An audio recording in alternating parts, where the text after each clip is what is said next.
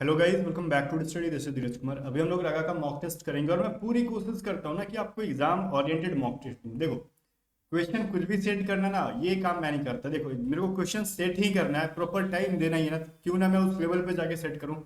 और इसमें से कुछ क्वेश्चंस आपको बहुत ज़्यादा डिफिकल्ट लगेंगे, कुछ क्वेश्चंस आपको मॉडरेट लगेंगे और कुछ ना एकदम इजी से लगेंगे। अब ये तीनों चीजों का ना जो समावेशन होता है ना, वही एग्जाम में आता है। एग्जाम में कभी भी एकदम से डिफिकल्ट या एकदम से मॉडरेट या फिर एकदम से इजी कभी नहीं आता। चीजों को देखो किस तरीके से बांटा गया होता है। ऑलमोस्ट 50% पेपर, 60% पेपर ऐसा होता है जो सारे बच्चे कर पाते हैं, इसको हम इजी लेवल कहते हैं। ठीक है, ये कभी भी बच्चों का रिजल्ट तय नहीं करता है, ये बस उनको थोड़ा सा बढ़ावा देता है कि आप आगे क्वेश्चन अटेम्प्ट करो। बाकी अगर 60 पेपर इजी है, 60%, तो बाकी के 30% क्वेश्चंस मॉडरेट होते हैं जहां से बच्चे आउट होना शुरू होते हैं। और बाकी के जो बचे 10% होते हैं वो मोस्ट डिफिकल्ट लेवल के क्वेश्चंस होते हैं जो बहुत कम बच्चे सॉल्व कर पाते हैं। और उस क्वेश्चन को जो सॉल्व कर पाता है उसका सिलेक्शन फिक्स हो जाता है। इजी वाली सब करते हैं, 50% बच्चे जो होते हैं ना वो इजी वाले कर लेते हैं। ठीक है, और बाकी के जो बच्चे होते हैं वो मॉडरेट लेवल में जाके फंसते हैं और डिफिकल्ट वाले में वो बच्चे बचते हैं जिनका सिलेक्शन होता है। तो वैसे ही क्वेश्चन मैं भी दूंगा, ना तो बहुत ज्यादा इजी, ना तो बहुत ज्यादा डिफिकल्ट, ना तो बहुत ज्यादा मॉडरेट, मिक्स। ठीक है, आगे बढ़ते हैं। पूरा जी जान लगा के करना। और हाँ, अगर आप वाई ग्रुप की बेस्ड मॉक टेस्ट खोज रहे हो जिसकी प्राइस मैं 150 रुपये रखने वाला था, आपके डिमांड पे मैंने उसकी प्राइस 113 रुपये रखी। ठीक है, मैंने इसमें हमने कहा है 20 मॉक टेस्ट देंगे वीडियो सॉल्यूशन के साथ। जैसे जैसे टेस्ट सीरीज आगे बढ़ रहा है, हम वीडियो सॉल्यूशन अपलोड करते जा रहे हैं इसके अंदर। तो आप देखो इसके अंदर क्या करोगे, 20 मॉक टेस्ट आपको मिलेंगे। ए टू जेड स्टडी ऐप का लिंक डिस्क्रिप्शन में, डाउनलोड करो। और एयरफोर्स का बेस्ट मॉक टेस्ट जिसको हम अदर देन साइंस या फिर वाई ग्रुप कहते हैं, इसको बीसों के बीसों लगा के जाना एग्जाम से पहले एक बार। ठीक है, बहुत हेल्प मिलेगा आपको एग्जाम में। इसके लिए अभी क्या करोगे, डाउनलोड करोगे, लिंक डिस्क्रिप्शन में, ए टू जेड स्टडी ऐप का। अगर ऐप यूज करने नहीं आता है तो व्हाट्सअप करके पूछ सकते हो, हमारी टीम आपको बता देती है कि कैसे ऐप को यूज करना है, कौन सी बैचेस कहाँ पे, क्लासेस या फिर मॉक टेस्ट कैसे मिलता है। ठीक है, इसके अलावा एक इंपॉर्टेंट चीज, हमारी जो पीडीएफ आती है उसमें से करंट अफेयर की पीडीएफ है। करंट अफेयर अगर डिस्क्रिप्शन में दिए गए लिंक से बाय करोगे 55 रुपीज में मिल जाएगी। और 55 रुपीज और टैक्सेस मिला के ना 60 प्लस ही हो जाता है वो भी। अगर आप व्हाट्सअप से इसको बाय करोगे तो 60 रुपीज में ना आपको क्या मिलेगा भाई, करंट अफेयर की जो लेटेस्ट पीडीएफ बनी है हमारी। पिछली पीडीएफ में बहुत सारी चीजें अब फालतू हो गई हैं, उनको हमने डिलीट किया और बहुत सारी नई चीजों को ऐड किया। तो ये अब अपडेटेड हो गई, अगस्त तक हमने अपडेट कर रखा है इसको, 2024 तक। और हमने अगर व्हाट्सअप से बाई करते हो ना तो 60 रुपीज में आपको क्या क्या मिल जाएंगी, करंट अफेयर की पीडीएफ और एक फ्री में आपको करंट अफेयर के साथ में, फ्री तो नहीं कह सकते, करंट अफेयर के साथ में आपको स्टैटिक जीके की पीडीएफ मिल जाती है व्हाट्सअप के थ्रू। अगर डिस्क्रिप्शन के लिंक से बाई करोगे तो 55 रुपीज में आपको सिर्फ क्या मिलेगा, करंट अफेयर का पीडीएफ मिलेगा। हम आगे बढ़ते हैं।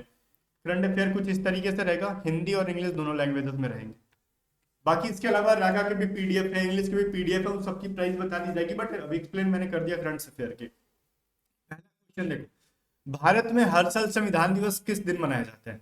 ऑब्वियस चीज है, हम आपका बर्थडे कब मनाते हैं, जिस दिन आपका जन्म हुआ है। तो संविधान जिस दिन बन के तैयार हुआ उसी दिन मनाएंगे ना संविधान दिवस। तो संविधान किस दिन बन के तैयार हुआ, 26 नवंबर 1949 को। ठीक है, संविधान लागू किस दिन से किया गया, 26 जनवरी 1950 को। दो सवाल है, बनकर रेडी हुआ 1950 को, सॉरी 1949 को, 26 नवंबर को, और 26 जनवरी 1950 से लागू हो गया। ठीक है, तो हम इसलिए 26 नवंबर को संविधान दिवस मनाते हैं, बिकॉज उस दिन ये बनकर रेडी हो गया था। क्लियर है। आगे देखो, कह रहा है कंप्यूटर टेक्नोलॉजी में बेसिक का फुल फॉर्म क्या है। बेसिक का फुल फॉर्म होता है beginners all purpose symbolic instruction code. ठीक है, जो कि आपका ऑप्शन नंबर सी के अंदर है। ये तो बहुत ही अटपटे वाले सवाल है जिसको मुश्किल से ना एक या एक से लेके 3-4% बच्चे जो है ना, मान सकते हैं 1 से लेके 5% बच्चे आंसर करेंगे, जिनको या तो बिल्कुल भी सही तरीके से पता होगा इसका आंसर, या तो वो तुक्का मार रहे होंगे। इसलिए इसको सबसे डिफिकल्ट लेवल के क्वेश्चंस में रखा जाता है। ठीक है, पहला क्वेश्चन मॉडरेट लेवल में था क्योंकि वो एग्जैक्ट डेट सबको याद नहीं रह पाता, तो वो मॉडरेट था। अब देखो, ये इजी लेवल के क्वेश्चन है, इनको कर लेना। वैसे बच्चे, कौन सा प्लेनेट है जिसका कोई भी सैटेलाइट नहीं है। ऑब्वियस चीज है भाई, मरकरी है, बुध है। ये तो सबसे इजी लेवल के सवाल थे, हर बच्चे को आना चाहिए था। नियरेस्ट प्लेनेट है सन का, ये भी पता रखना, मरकरी। सबसे स्मॉलेस्ट प्लेनेट है अपने गैलेक्सी का। ठीक है, सोलर प्ले ये क्या कहते हैं उसको, सोलर सिस्टम का, गैलेक्सी का नहीं, अपने सोलर सिस्टम का ये सबसे स्मॉलेस्ट प्लेनेट है। नियरेस्ट है सन के, जिसके कोई भी सैटेलाइट नहीं है। ये सारी चीजों को आपको याद रखना होगा। किस विटामिन में कोबाल्ट पाया जाता है, इजीएस्ट क्वेश्चन में आता है जनरली, बहुतों को 50% को इसका आंसर पता होगा। B12 के अंदर कोबाल्ट पाया जाता है, इसलिए इसको इजीएस्ट में रखा जाता है। मैं आपको लेवल बताते जाऊंगा कैसा कैसा लेवल है, ताकि आपको समझ में आएगा कि कौन सा क्वेश्चन हर बच्चा कर पाएगा और कौन बच्चा, हर क्वेश्चन जो बच्चा कर पाएगा वो क्या आपसे हो पा रहा है कि नहीं हो पा रहा है। आपकी तैयारी कहाँ पे, आप इस चीज को देखते जाओगे। जो इजी होगा वही मैं इजी कहूंगा। ये क्वेश्चंस आप ये डिफिकल्ट में डालोगे, बिकॉज ऐसा जो पॉपुलर नाम नहीं है पंडित किशन महाराज का, ठीक है। जैसे बिरजू महाराज का रहता, ठीक है, इन सबका, इनका नाम सबको पता रहता है, ठीक है। और बिस्मिल्लाह खान का रहता है, वो सभी सबको पता है, लेकिन किशन महाराज थोड़े से डिफिकल्ट में जाएंगे। ये भी तबला वादक है, याद रहेगा। किशन महाराज जो है ना, ये भी तबला वादक से हैं और ये डिफिकल्ट लेवल वाले हैं, जिसको मैक्सिमम 5 से 10% बच्चों को आंसर इसका पता होगा। ऐसे ऐसे क्वेश्चन का जो आंसर करेगा उसका सिलेक्शन कोई रोक ही नहीं पाएगा। आगे देखो, दीपावली हिंदू कैलेंडर के किस महीने में मनाई जाती है? तो ये मॉडरेट लेवल के क्वेश्चन है, ना तो डिफिकल्ट ना तो इजी, ठीक है। मॉडरेट लेवल में जाएगा क्योंकि वो जो रूरल एरिया से रहते हैं उनको पता रहता है कि ये कार्तिक महीने में मनाया जाता है, ठीक है। चलो आगे बढ़ते। ताइवान की राजधानी, इजीएस्ट है, सबको पता होगा, ताइवान बहुत इंपॉर्टेंट है हमारे लिए, ताइपे, ठीक है ना। आगे बढ़ते। अब अगला क्वेश्चन है, इजीएस्ट लेवल के क्वेश्चन है, सबको इसका आंसर करना चाहिए। लोकसभा का उम्मीदवार होने के लिए मिनिमम कितना एज होना चाहिए? 25। हर किसी को पता होगा ये 25 ईयर्स। तो ये जो जो जैसे लेवल थे वो आप नोट करते जाना। अब एक सवाल आ जाओ, ये भी इजीएस्ट लेवल के क्वेश्चन है, ना तो मॉडरेट है ना ही डिफिकल्ट है, ये बच्चा कर लेना चाहिए। थोड़ा सा लॉजिक लगाओगे इस सवाल को कर लोगे। एक कार्यालय में 40% महिला कर्मचारी हैं, उनमें से 40% महिलाओं और 60% पुरुषों के पक्ष, जो पुरुष है ना उनमें से मेरे पक्ष में उन्होंने वोट किया। तो बताओ मेरे पक्ष में कितना परसेंट वोट गया? इसमें लॉजिक लगाना ही नहीं है, खाली थोड़ा सा दिमाग लगाना और आंसर कर देना आपको। देखो यहाँ पे टोटल कितने लोग हैं नहीं पता था, सब परसेंट में दे रखा है।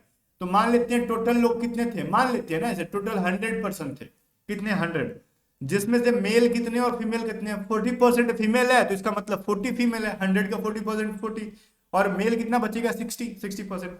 तो अब 60 का ना 60% निकालोगे जिन्होंने वोट किया मेरे पक्ष में, तो मतलब 36 लोगों ने मेरे को वोट कर रखा। और फीमेल के 40% लोगों ने मेरे को वोट किया, तो 40 का 40% 16 होता है, तो कुल मिला के 52 निकला। तो 100 का 52 कितना निकला? 52%। तो 52% लोगों ने मेरे को वोट किया। तो इस सवाल में ना कोई डिफिकल्ट कैलकुलेशन नहीं था, प्यारा सा सवाल था जिनको हम मुंह जुबानी भी कर सकते थे, ठीक है। चलो इजी लेवल का क्वेश्चन था वो। अब आ जाओ, ये है ना, किस फैक्ट्री कामगारों के कुल साप्ताहिक पर, देखो किसी फैक्ट्री कामगारों मतलब मजदूरों के कुल साप्ताहिक परिश्रमिक जो थी ना, उनकी जो वेजेस थी, उनकी जो पेमेंट थी, सैलरी थी, ठीक है, वो जो थी 1534 रुपए थी। क्या था ये? एवरेज था, ठीक है। किसी फैक्ट्री में कामगारों के कुल साप्ताहिक परिश्रमिक जो है ना 1534 है। तो एक कामगार का औसत साप्ताहिक जो 118 रुपए है, तो फैक्ट्री में कामगारों की संख्या बताओ कितनी थी? और ध्यान देना वो 1534 एवरेज नहीं है, वो पूरा वैल्यू है, मतलब टोटल जितने भी लोग हैं ना उन सबको मिला के 1534 रुपए दिए जाते हैं, ठीक है। और एक बंदे को 118 रुपए दिए जाते हैं। तो बताओ एक फैक्ट्री में टोटल कितने काम कर रहे हैं? तो ये मॉडरेट लेवल का होगा, क्योंकि कैलकुलेशन इसके बहुत इजी है, ठीक है, डिफिकल्ट नहीं है, कैलकुलेशन बहुत इजी है। इसके लैंग्वेज में थोड़ा सा फंसाया गया है आपको और कुछ नहीं, इसलिए इसको मॉडरेट में रखा जाता है। लैंग्वेज थोड़ा सा टाइम ले सकता है आपको समझने में। देखो एक बंदे को 118 रुपए मिलता है, और मान लो टोटल कितने आदमी थे?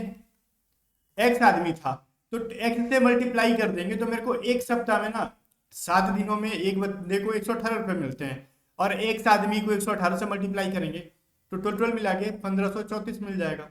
और एक्स की वैल्यू निकालना है तो 1534 को अब डिवाइड कर दो 118 से। तो ये क्वेश्चन बड़ा प्यारा था, तेरा आंसर आ जाएगा एकदम। कैलकुलेशन इसके इजी थे, बट इसके लैंग्वेज थोड़ा सा फंसाने लायक था, दैट्स द रीजन इसको मॉडरेट के अंदर रखा जा सकता है, ठीक है। आगे चलो, अब 11 नंबर क्वेश्चन, ये भी इजीएस्ट साइड जाएगा। ए बी की तुलना में दुगना बेहतर कामगार है, ठीक है। ए जो है ना बी की तुलना में दुगना काम कर सकता है, ये एफिशिएंसी का इन्होंने रेशियो दे रखा है 2:1। वे दोनों मिलकर एक काम को 14 दिन में कर सकते हैं। तो बताओ ए अकेला उस काम को कितने दिन में पूरा करेगा? इजी लेवल का क्वेश्चन है, इसको बनाने में भी बहुत ज्यादा टाइम नहीं लगेगा। देखो इनकी एफिशिएंसी है ना 2:1, और दोनों मिलकर 14 दिन में काम कर रहे हैं, तो दोनों की एफिशिएंसी कितनी हो जाएगी? ए और बी की एफिशिएंसी अगर ऐड कर दोगे तो 3, तो 3 एफिशिएंसी का एक फॉर्मूला याद रखा, ध्यान से देना। Efficiency 1 into D1 is equal to efficiency 2 into D2। अब मैं लो 3 एफिशिएंसी के साथ ए और बी मिलके 14 दिन में काम कर रहे हैं, ए और बी दोनों मिलके 14 दिन में कर रहे हैं ना, इसलिए एफिशिएंसी को भी मैंने जोड़ दिया। फिर ई का मतलब एफिशिएंसी, डी का मतलब डे, तो एफिशिएंसी 3 आती है, तो ये 14 दिन में करेंगे। तो ए पूछ रहा कितने दिन में करेगा, तो ए की एफिशिएंसी क्या है 2, तो 2 जो है ना एच डेज में करेगा भाई, तो ये 2 से 7 बार में कटेगा, एक्स बराबर 21 दिन में। तो ए कितने दिन में करेगा भाई 21 दिन में। तो ये सवाल बड़ा प्यारा सा था, बस समझाने के लिए मैंने टाइम लिया और कुछ नहीं। इजी सा क्वेश्चन था, अगर हम एफिशिएंसी के बेस पे जाएंगे तो। अदरवाइज कुछ लोग क्या करेंगे, एफिशिएंसी से इसको डेज में कन्वर्ट करेंगे, देन जाके निकालेंगे, तो वो थोड़ा सा टाइम टेकन हो जाएगा आपके लिए। अब देखो ये सवाल भी मॉडरेट लेवल के अंदर आएगा। मॉडरेट लेवल इसलिए ना क्योंकि इसकी वैल्यू मैक्सिमम लोगों को नहीं याद रहती है, ठीक है। मॉडरेट में ऐसे तो है ये इजी, लेकिन मैं बोलता हूँ 50% बच्चे ऐसे होते हैं एग्जाम में जिसका वैल्यू पता ही नहीं होता है इनको, पूरे के पूरे साइन के वैल्यू, कॉस के वैल्यू, टैन, कॉसेक, कॉट सब का वैल्यू नहीं याद रहता है। तो साइन 30 का वैल्यू रख देने का, माइनस कर देना है कॉसेक 45 का। ये सवाल बहुत इजी है, लेकिन इसको अटेम्प्ट करेंगे बहुत कम लोग। रीजन क्योंकि इसलिए इसको कहा जाता है मॉडरेट लेवल में जाता है। ट्राइगोनोमेट्री ये चैप्टर ही बहुत लोगों ने पढ़ा नहीं होता एग्जाम से पहले, ठीक है। दैट्स व्हाई रीजन इसको मॉडरेट के अंदर डाला जाता है। साइन 30 का वैल्यू होता है 1/2, कॉसेक 45 का वैल्यू क्या होता है भाई, ये चीज समझना चाहिए कि √2 होता है। अब इसको सॉल्व भी करना हुआ ना तो कुछ बच्चे यहाँ पे रूट देके फंस जाते हैं। तो वैल्यू पता होना और कैलकुलेशन करना दोनों में फर्क है। इनका बटा में 1 है तो एलसीएम 2 हो जाएगा, तो 1 माइनस क्या हो जाएगा 2√2। अब ऐसा कहीं है क्या, डी के अंदर है। तो सवाल बहुत इजी सा था, लेकिन बच्चे कम अटेम्प्ट करेंगे। ये चैप्टर ट्राइगोनोमेट्री है, इसलिए आपका एग्जाम में अगर होता ना तो ये आपका मॉडरेट साइड में जाता, ठीक है। अब देखो मेंसुरेशन के भी चैप्टर बहुतों ने पढ़ा नहीं होता है, इसलिए इसको मॉडरेट के अंदर रखा जाता है। इजी क्वेश्चन को भी मॉडरेट के अंदर रखा जाता है, क्योंकि बहुतों को ना अच्छा कमेंट करके बताना आपने ईमानदारी से किसने किसने अभी तक ट्राइगोनोमेट्री और मेंसुरेशन नहीं पढ़ा है। आपका एग्जाम आने वाला है। एक घन का जो है ना डायगोनल विकर्ण जो है ना क्यूब का 6 है, ठीक है, तो उसका वॉल्यूम पूछ रहा है। फॉर्मूला ही आपको नहीं याद होगा। डायगोनल का फॉर्मूला क्या होता है भाई, डायगोनल का फॉर्मूला होता है a√3 और एक क्या होता है भाई एक साइड। तो इसकी वैल्यू a√3, ठीक है, a√3 इसकी वैल्यू 6 दे रखा है, तो a बराबर क्या हो जाएगा 6/√3। अब बच्चों को फॉर्मूला भी याद रहता है ना अगर, तो यहाँ पे जाकर उनकी कैलकुलेशन अटक जाती है कि आप क्या करें सर, समझ में नहीं आ रहा है। कुछ नहीं करना, इनको ऊपर नीचे ना रेशनलाइज करो, परिमेयकरण करो, √3 से मल्टीप्लाई कर देते हैं। क्यों, क्योंकि नीचे में जो वैल्यू ऊपर नीचे से मल्टीप्लाई कर दो, ये हो जाएगा 6√3 बटा में 3, तो ये a की वैल्यू हो जाएगी 2√3। अब हमसे पूछा है वॉल्यूम बताओ, इसका वॉल्यूम होता है a³, तो 2√3 का a³ करोगे ना तो क्या मिल जाएगा। मैं समझाने के लिए 3 बार लिख रहा हूँ, वैसे तो हम 2 दूनी 4 दूनी 8, 8 के 24 हो जाएगा ये, ठीक है। अब ध्यान से सुनना क्या होगा, ये दो मिलकर कितने हो जाएंगे 8 मल्टीप्लाई होके, √3 मिलके कितना हो जाएगा 3 देगा और एक रूट बचेगा, √3 बचेगा, तो 24√3। तो ये जस्ट मैंने समझाने के लिए लिखा ताकि बच्चों को ऐसा ना हो ना कि ये लगे कि ये मास्टर ना पटाख से बोल के कुछ भी निकल जाता है। वैसे नहीं आना चाहिए, बस आपको समझ में आना चाहिए कि कहाँ से वैल्यू निकल के आ रही है। 2 बार रूट की चीजों को हम मल्टीप्लाई करते तो रूट हट जाते हैं वहां से, ठीक है। इसलिए इसको मॉडरेट के अंदर रखा जाता है क्योंकि इसका कॉन्सेप्ट अटपटा है, चीजें इजी हैं। अब ये तो इजी लेवल का, इसमें तो कुछ करना नहीं है, जो सवाल में कह रहा है ना वो चीजें इनके अंदर आपको अप्लाई कर देना है। कह रहा है देखो डिवाइड का मतलब मल्टीप्लाई करेंगे, जहां माइनस है उसको प्लस कर देंगे, मल्टीप्लाई को माइनस कर दोगे, प्लस को डिवाइड कर दोगे, देन जाके इसको हम चेंज करके इस इक्वेशन को सॉल्व करेंगे। 20 और प्लस के जगह पे क्या करना अपने को भाई, प्लस के जगह पे क्या करना है डिवाइड कर देना है 4। फिर मल्टीप्लाई के जगह पे क्या करना है आपको, मल्टीप्लाई के अंदर सिंपल सा माइनस करना है, फिर माइनस के जगह पे क्या करना है प्लस कर देना, और डिवाइड के जगह पे मल्टीप्लाई। पूरे के पूरे क्वेश्चन में ये चीज लिख रखा है, जो का वही इसके अंदर करेंगे हम लोग। ये 4 से कट जाएगा 5 बार में, और उधर बोर्ड मास के अकॉर्डिंग हम लोग पहले क्या करेंगे मल्टीप्लाई करेंगे डिवाइड के बाद, देन 35, ठीक है। देन हम क्या करेंगे, ये तो 35 और 5, ठीक है, 35 and 5 40 हो जाएगा, और 40 में से 6 को कर लोगे तो आपका 34 हो जाएगा। चीजें बहुत आसान है। लास्ट टाइम में ऐसे ऐसे विद्वान आते हैं ना जिनकी वजह से मेरे को स्लो प्रोसेस में सॉल्व करना होता है, जिन्होंने कॉन्सेप्ट पढ़ा ही नहीं होता, डायरेक्ट वो एग्जाम में जाना चाहते हैं और एक्सपेक्ट करते हैं कि मॉक टेस्ट में डिटेल में बताया जाए, उनको भी लेके चलना होता है। अब 3 के प्रथम जो है ना, पहले जो है ना, फर्स्ट जो है ना ऑड मल्टीपल्स बताओ, उनका एवरेज निकालो। 3 का जो फर्स्ट 5 क्या है ना 5 विषम गुणजों का 5 ऑड मल्टीपल्स हैं उनकी वैल्यू पूछ रहे। उनका पहले कौन कौन से होते हैं 3। फिर वैसे ना एक काम करो, आपको कुछ नहीं करना, 3 का टेबल लिख दो। 3 3 दूनी 6, 3 तिहाई 9, 3 छक्के 12, 3 5 15, 3 छक्के 18, 3 7 21, 3 8 24, 3 9 27, 3 9 30। तो अब देखो जो जो ऑड है उनको निकालो। ऑड में 3 मिलेगा, 9 मिलेगा, विषम में 15 मिलेगा, 21 और 27 मिलेगा। तो मैं 3 9 15 21 27 को 5 चीजें मिल गया मेरे को ऐड करना है। 7 3 10, 9 1 10, 20 5 25, 2 2 4 5 6 7 75। अब 75 को मैं किससे डिवाइड करूंगा? एवरेज निकालना है तो टोटल 5 है ना, 5 नंबर से मैं डिवाइड कर दूंगा, 15 मिल जाएगा मेरे को एवरेज निकालने के लिए। एवरेज के लिए क्या करते हैं, सम करो और जितने नंबर को आपने सम किया उतने से डिवाइड कर दो। क्लियर है? आगे बढ़ते हैं। 16 में ये जो आपका दिख रहा है बहुत ही प्यारा सा सवाल है, कर लोगे आप आसानी से।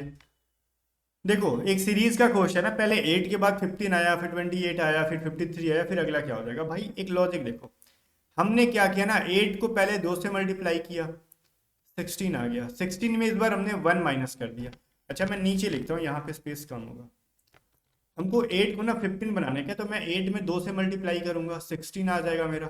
16 में मैंने 1 माइनस किया, 15 आ गया। 15 के बाद मेरे को 28 लाने के लिए क्या करना होगा, अगेन मैं 15 को 2 से मल्टीप्लाई करूंगा 30, उसमें 2 माइनस करूंगा, मेरे को 28 आएगा। अगेन मैं 28 को 2 से मल्टीप्लाई करूंगा, 54 में मैं इस बार सॉरी 56 56 में इस बार मैं 3 माइनस करूंगा, मेरे को 53 मिल गया। मैंने क्या किया, 2 से मल्टीप्लाई कर रहा हूँ, लेकिन पहले -1 -2 -3, अब आगे 2 से मल्टीप्लाई करके -4 करना होगा मेरे को। 53 को क्या करना होगा, पहले 2 से मल्टीप्लाई करेंगे, क्या मिलेगा 106।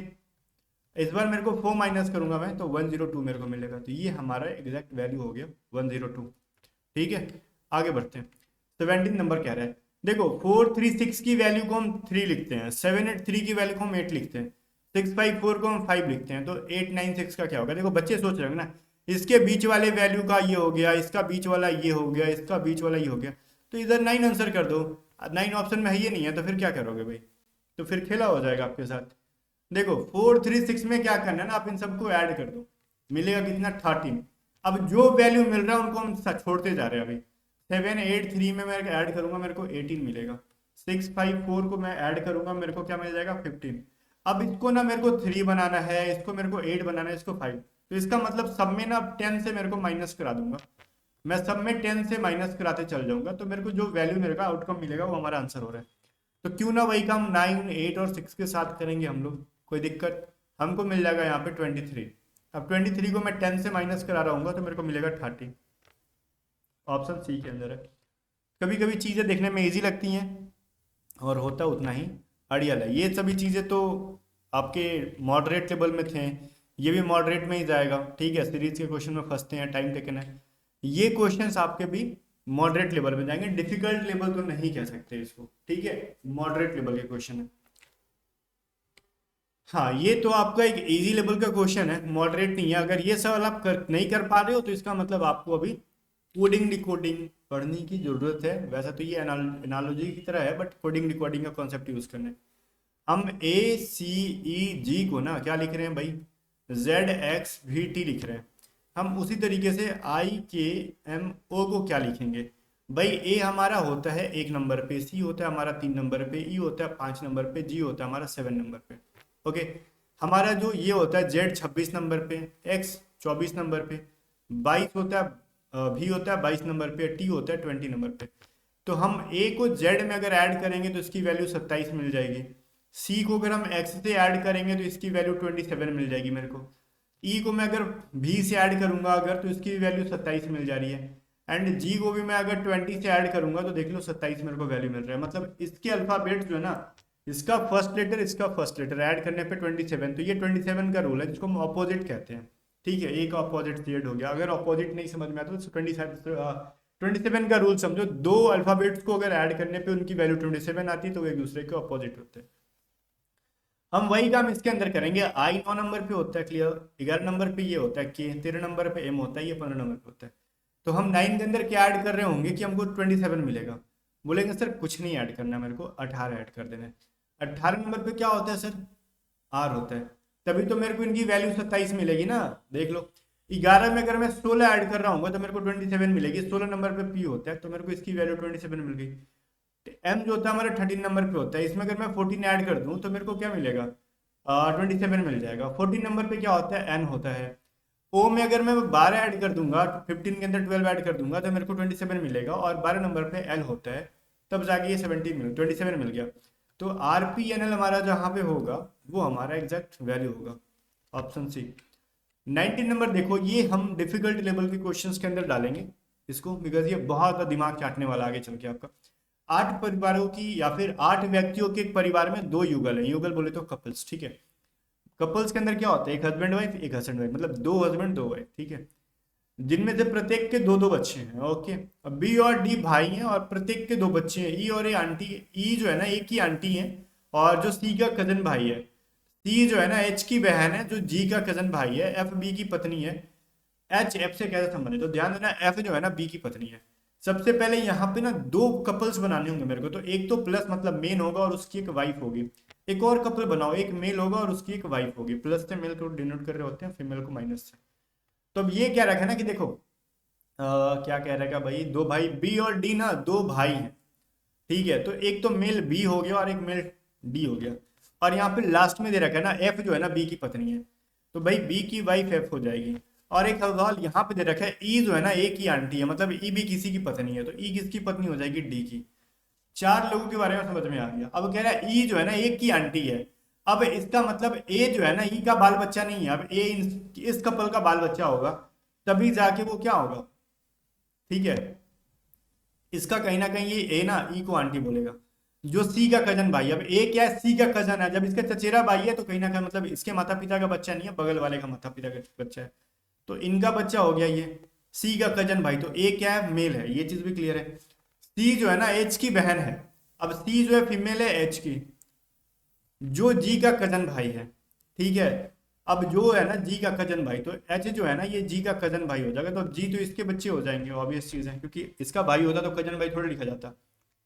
तो कह रहा है एच जो है ना एफ से कैसे संबंधित है, तो एच जो है एफ से, एच जो है ना अपने पिता के भाई, ये दोनों तो बी और डी भाई है ना दोनों, तो इसके पिता डी हैं, ठीक है। अब पिता के भाई की वाइफ का क्या लगेगा, ये मतलब अपने आप अपनी चाची के क्या लगोगे, भतीजा लगोगे।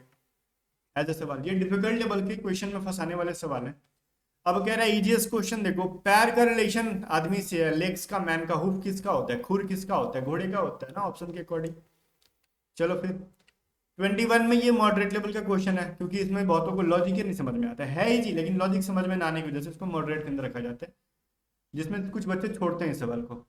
18 को 5 को 90 बनाना है, तो हम क्या करेंगे, फर्स्ट के अंदर देखोगे तो 18 इंटू 5 रो के अंदर 90 मिल जाएगा। फर्स्ट एंड 11 एंड 13 को मल्टीप्लाई करेंगे 143 मिलेगा।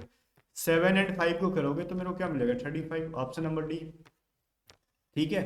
चलो 22 वेन डायग्राम है, ये भी मॉडरेट के अंदर ही आते हैं, बिकॉज वेन डायग्राम चैप्टर ऐसा होता है ना कि कुछ को लोगों को समझ में ही नहीं आता है। ओके चलो आगे देखते हैं, आगे नहीं देखते हैं, इसको सॉल्व करते हैं।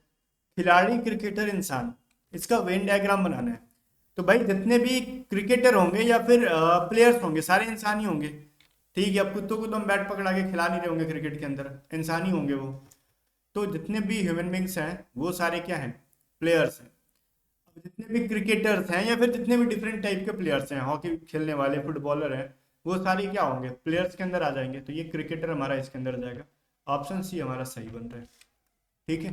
23 देखो, ये डिफिकल्ट लेवल का टॉपिक है जो बहुत बच्चे नहीं कर पाएंगे। कह रहे चिराग का जन्मदिन ना गुरुवार को 1 जून को हुआ था, 1 जून को हुआ था, और इस दिन क्या था, थर्सडे था हमारा, ठीक है। 1 जून को हो रखा है उसका। अब कह रहे हैं ना कि देखो जून में होता है कितना दिन है भाई, 30 दिन। तो अभी जून के अंदर कितना बचा है, 29 डेज बचा है, आगे हम ऐड करने वाले हैं इसलिए लिख रहे हैं।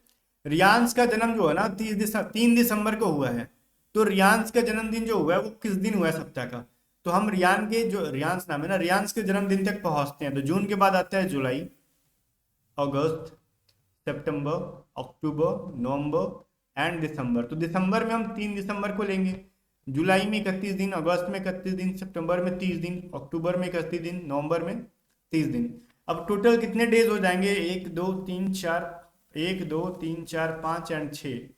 तो मैं यूँ कर लो 180 और 1 2 5 185 दिन आप ऐड कर लेना, मैंने ऐड कर लिया।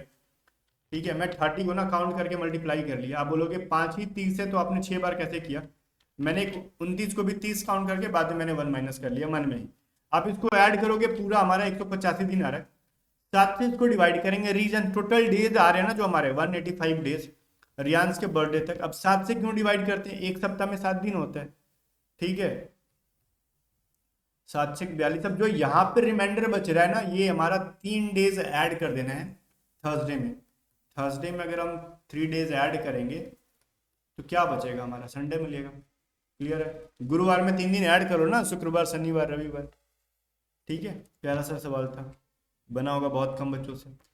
अब देखो कह रहा है यदि काला का रंग, जो काला को पीला कहते हैं, पीला को नीला कहते हैं, नीला को हरा, हरा को सफेद, सफेद को लाल, तो दूध का रंग कैसा होगा? ऐसे सवाल को बनाने के लिए पूरा सवाल ही नहीं पढ़ते।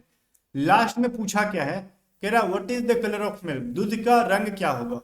ठीक है, तो दूध का रंग कैसा होता है? व्हाइट। बोलोगे सर ए हमारा सही है ना? भैया ना, ये गलत है। दूध का कलर व्हाइट होता है ना, लेकिन इस क्वेश्चन में व्हाइट को क्या कहा गया है?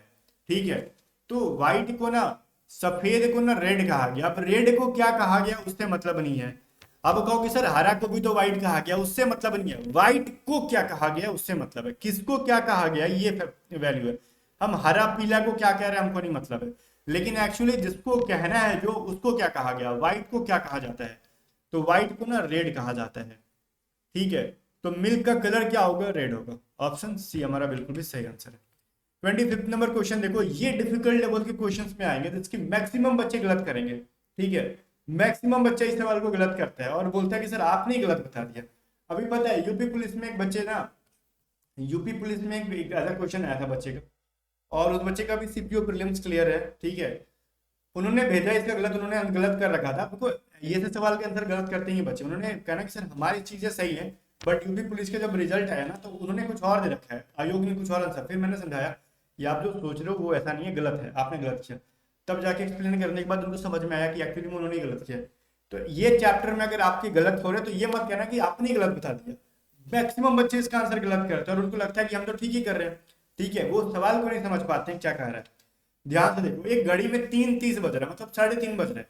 यदि मिनट की सुई उत्तर पूर्व में होगा तो घंटे की सुई किस दिशा में होगा ये बताओ भाई। देखो यहाँ पे एक चीज मैं बोलता हूँ, अगर मिनट की सुई जो है ना 3:30 पे कब बजती है, अगर एक घड़ी हम लेते हैं, मान लेते हैं, तो हमारा यहाँ 3 होगा और यहाँ पे हमारा 6 होगा। तो हमारा ऐसे होता है ना, ये होता है हमारा आवर्स का निडल होता है और ये हमारा मिनट का निडल होता है, जो मिनट की सुई होती है। तो मिनट की सुई एक्चुअली में कहाँ होती है? हमारा साउथ के साइड में होता है। लेकिन साउथ वाले को हम क्या कह रहे हैं? नॉर्थ ईस्ट कह रहे हैं भाई। हम कहते हैं कि ये तो हमारा नॉर्थ ईस्ट है। ये तो गड़बड़ हो जा रहा है। एक्चुअल नॉर्थ ईस्ट हमारा कहाँ होता है? यहाँ पे होता है। ये नॉर्थ और ये ईस्ट, हमारा नॉर्थ ईस्ट एक्चुअली यहाँ पे होता है और हम नॉर्थ ईस्ट बोल रहे हैं इसको। तो एक्चुअल वाला 135 आगे की तरफ ले जाना होगा मेरे को।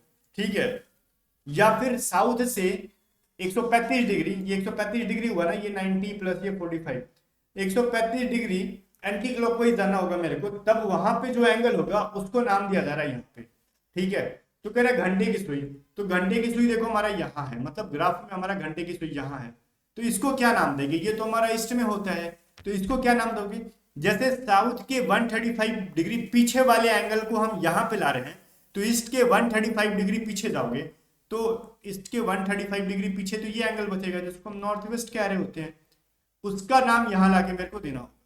बात समझ में आ रहा है? एंटी क्लॉकवाइज जाना होगा, एंटी क्लॉकवाइज घड़ी के विपरीत दिशा में, तो हम इसको नॉर्थ वेस्ट कहेंगे। तो ये सवाल इस तरीके से बनाए जाते हैं। अगर चीजें ना समझ में आए तो कॉन्सेप्ट पढ़ना है इसके।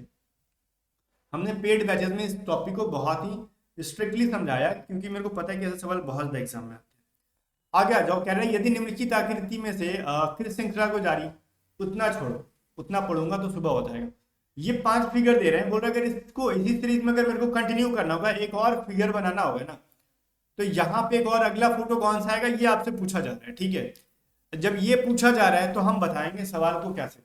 देखो पहले वाले में क्या था ना, एक पॉइंट को कलर किया हुआ था, अगले वाले में भी एक पॉइंट को कलर है, अगले में 2 पॉइंट को कलर है, इसके बाद भी 2 पॉइंट कलर है, इन दोनों को कलर किया है ना इसके अंदर। फिर अगले में 3 पार्ट को कलर है, तो मेरे को अगले फोटो में भी 3 पार्ट कलर होना चाहिए। तो इस हिसाब से ए हमारा आंसर नहीं हो सकता बिकॉज इसने 4 पार्ट को कर रखा है। देख लो 4 पार्ट है ना, 1 2 3 4, यहाँ पे देख लो मैंने हिंट दे दिया, 1 2 3 4, ये चारों पार्ट को इसने कलर कर दिया। अब डी में देखो भाई ने तो अलग लेवल की गेम खेल रखी है, अगर हम ऐड करेंगे ना तो यहाँ से 1 2 3 4, इसने भी देखो 4 पार्ट को ऐड कर रखा है, लेकिन समझ में नहीं आ रहा, लग रहा है कि 3 ही तो है, लेकिन ये एक्चुअली में 4 पार्ट को इसने कलर कर रखा है।